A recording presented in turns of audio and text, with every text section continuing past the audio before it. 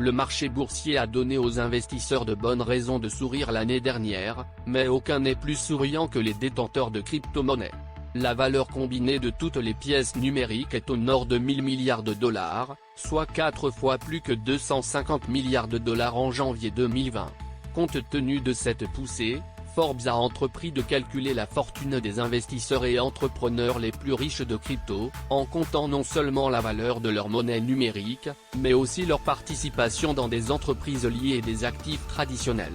Résultat, un record de 5 milliardaires. Changji Panzhao, l'ancien développeur de logiciels, a vendu sa maison à Shanghai en 2014 pour aller tout sur Bitcoin. Il a lancé Binance à l'été 2017, et en moins d'un an, il est devenu l'endroit le plus populaire pour échanger des cryptos. Depuis, il a lancé des secteurs d'activité allant d'un fonds de capital risque à une exploitation minière de Bitcoin à une carte de débit qui vous permet de dépenser votre crypto en Europe. Fils d'un professeur temporairement exilé de Chine, il a retourné des hamburgers chez McDonald's et a travaillé des quarts de nuit dans une station-service pour aider à couvrir les dépenses du ménage. Michael Saylor, PDG de la firme de logiciels MicroStrategy, il était l'un des cadres les plus connus de la bulle Internet, faisant même partie de la liste des bacheliers les plus éligibles du magazine People.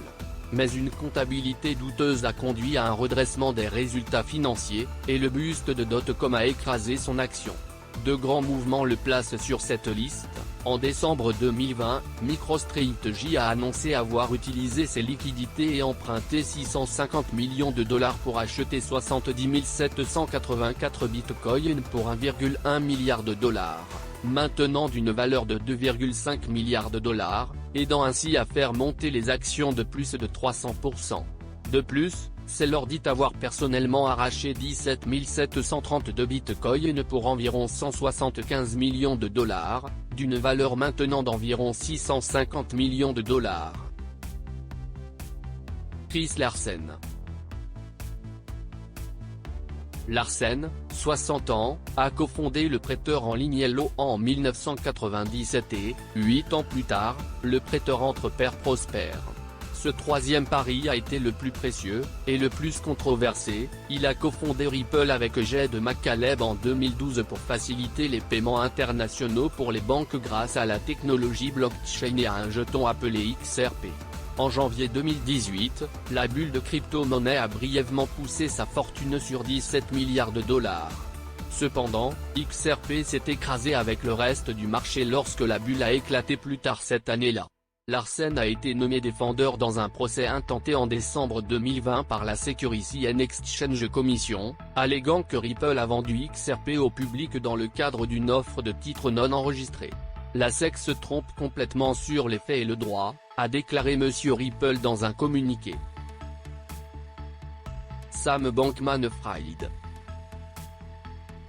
À peine 28 ans, Bankman-Fried gère 2,5 milliards de dollars d'actifs par l'intermédiaire d'Alameda Research, la firme de crypto-trading quantitative qu'il a fondée en 2017.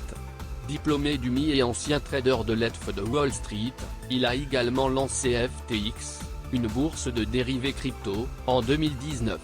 La grande majorité de sa fortune se trouve dans les actions et les jetons, TTF, de FTX. Brian Armstrong. Sa Coinbase est l'un des endroits les plus populaires pour acheter et vendre de la crypto, traitant chaque jour environ 3 milliards de dollars de transactions. Armstrong, 38 ans, a cofondé la bourse en 2012 après des séjours chez Deloitte et Airbnb. C'est maintenant l'activité de crypto la plus précieuse en Amérique.